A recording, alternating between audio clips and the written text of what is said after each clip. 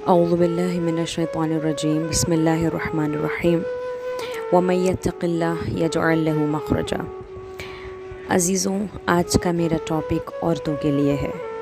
اگر سچ بولوں تو بالخصوصاً میری اپنی ذات کے لیے، کیونکہ یہ میری زندگی کا بہت بار کیا ہوا تجربہ ہے، بہت ہی زیادہ حاصل ہوا ایکسپیرینس ہے کہ جب ہم کسی بہت بڑی مصیبت میں پھنسے ہوتے ہیں یا پریشانی میں گرفتار ہوتے ہیں یا ہم نے کسی پہ بہت زیادہ امید رکھی ہوتی ہے، کسی پر ہمیں خود سے بھی زیادہ بھروسہ ہوتا ہے، لیکن اکثر کیا ہوتا ہے وہ ہمارے بھروسے پر کھرے نہیں اترتے، ہماری امیدوں پر کھرے نہیں اترتے، کیونکہ آج کل اے سے لے کے زیڈ تک پوری کائنات میں سبھی کو اپنی پڑی ہوئی ہے۔ اگر آج ہم کسی ڈاکٹر کے پاس جائیں، کسی سائیکرٹسٹ کے پاس جائیں اور اس سے پوچھیں کہ ڈپریشن کا سب سے بڑا ایلیمنٹ کیا ہے، تو سامنے سے آنسر آئے گا کہ تنہائی۔ جب ایسا بہت بار ہوتا ہے، ہمارے اندر بہت ساری باتیں چل رہی ہیں لیکن ہمیں لگتا ہے کہ میری باتوں کو کوئی سننے والا نہیں ہے، میں کس سے اپنی پریشانیوں کو بیان کرے، تو دھیرے دھیرے انسان ڈپریسڈ ہوتا جاتا ہے۔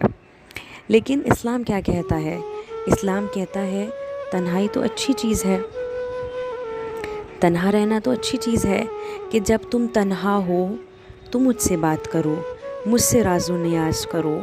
یقیناً میں اس چیز کے لیے، اس بات کے لیے ذاتاً خداوند متعال سے شکر گزار رہتی ہوں کہ تنہائی ہمارے اور آپ کے لیے باعث خیر ہے۔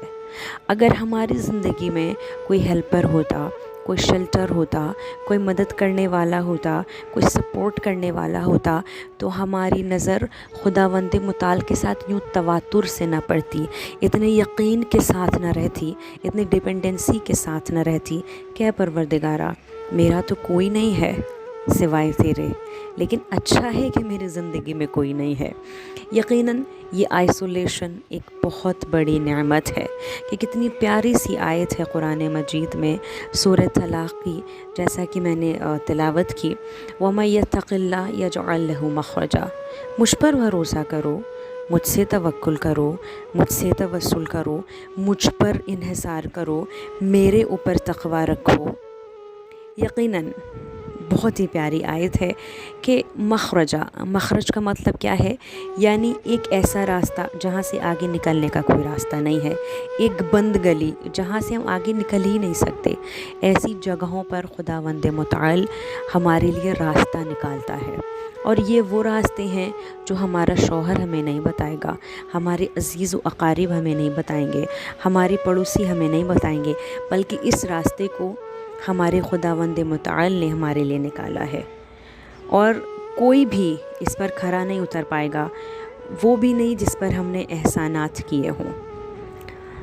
ایسے راستے صرف خداوند متعال ہمارے لیے ڈھونڈ نکالتا ہے۔ یقیناً میں اس نعمت کے لیے بہت زیادہ شکر گزار ہوں۔ اور اس کے بعد نتیجے میں ہوتا کیا ہے کہ ہمارے معاملات اور اخلاقیات دنیا والوں کے ساتھ، ہمارے آس پڑوسیوں کے ساتھ اور بھی زیادہ بہترین ہو جاتی ہیں، کیونکہ اب ہمیں کسی سے توقع نہیں ہے، کسی کے ساتھ کسی پر بھی ہمیں کسی سے ہمیں کچھ چاہیے ہی نہیں۔ اب ہم اپنی تنہائی کو خداوند متعال کے ساتھ انجوائے کر رہے ہیں۔ اگر میں نے کسی کو سلام کیا اور اگر سامنے سے جواب نہیں آیا تو بھی ہمارے فیس سے اسمائل نہیں گئی، اگر سامنے سے سلام کسی نے کیا تو ہم نے بھی کہہ دیا علیکم السلام، لیکن جواب نہ آنے پر مایوس بھی نہیں ہوئے، کیونکہ اب ہمارا محور و مرکز ہی کچھ اور ہے، ہمارے لوگوں کے ساتھ معاملات ہی کچھ اور ہیں، کیونکہ میرے معاملات خداوند متعال کے ساتھ ہو چکے ہیں، اور مجھے معلوم ہے کہ ایسا رشتہ ہے جو کبھی نہ ٹوٹنے والا ہے۔